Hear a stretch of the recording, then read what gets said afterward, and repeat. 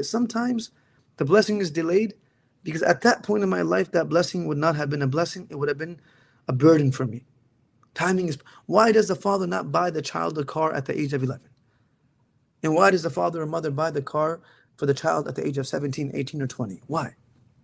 Why does the father or mother not purchase the phone for the child at the age of 5 or 6? I'm not sure what the age is nowadays, but why is it at the age of 18 or 19? Like when we got our first phone, I was 20 years old or 19. Why do the parents not send the kid with a stranger at a certain age till they're not mature, or they don't go to school by a certain age? They don't send them abroad. Why? Because their timing for their child is perfect.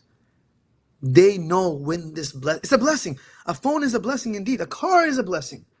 But being given at the wrong time, it will be the greatest form of destruction for that person.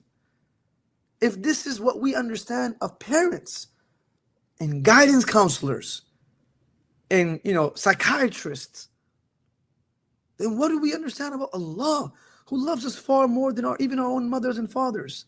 That if He doesn't give us that blessing that we expected to have at this age, perhaps because I'm like that child who is expecting to have a car at the age of 10.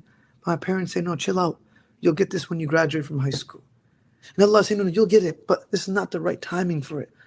Because with every blessing, there comes great challenges. The greatest blessing of life is health. The greatest challenge of life is to preserve one's health. The greatest blessing of life is children. And Allah says, إِنَّمَا أَمْوَالُكُمْ وَأَوْلَادُكُمْ فِتْنَةٌ. That some of the greatest challenges of life is also found in children.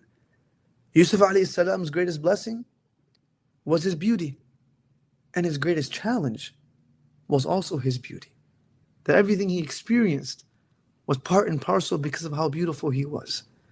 So the blessing is given in proportionate to the timing that Allah sees that truly serves that thing to be a blessing. Or else we see in our own lives that when someone is given something too early, how that same blessing comes and becomes a curse for them. They can't drive properly. They don't know how to use their phone yet. They don't know how to use their income yet. So it becomes a curse for them. So Allah subhanahu wa ta'ala, seeing that, decides that the blessing comes at the perfect timing when we are actually able to execute that blessing as a blessing, not as a burden or a curse.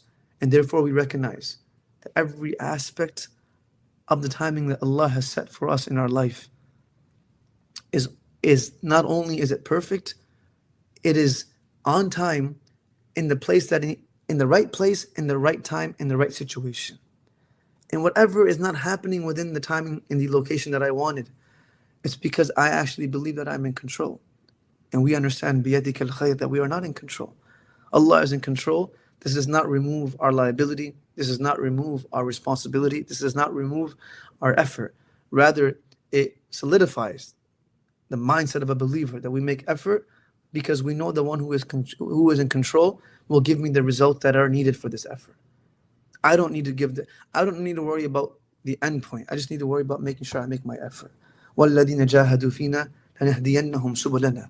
Allah subhanahu wa ta'ala says, whoever continues to make effort, we will guide them to the pathway that continues opening up opportunities of goodness for them in this world and in the hereafter. May Allah subhanahu wa ta'ala make us amongst these people and to recognize that ultimately, wherever we go, whichever mountaintop we reach, submission is what allows every situation to be comforted, and there's sakina in that. The Prophet and Abu Bakr felt sakina in a cave. And there are people today who don't feel sakina in the spaces that they had hoped would give them that fulfillment. Because sakina, in a sense of fulfillment, is not a byproduct of the space that you're in. It's a byproduct of the spiritual state that we are in. Right? Na kahin jahan mein ama mili, jo ama mili to kahan mili, mere jurm mein khana ye kharab ko, tere afwa band nawaz mili. Allama Iqbal says that I didn't find fulfillment in reaching the mountaintops.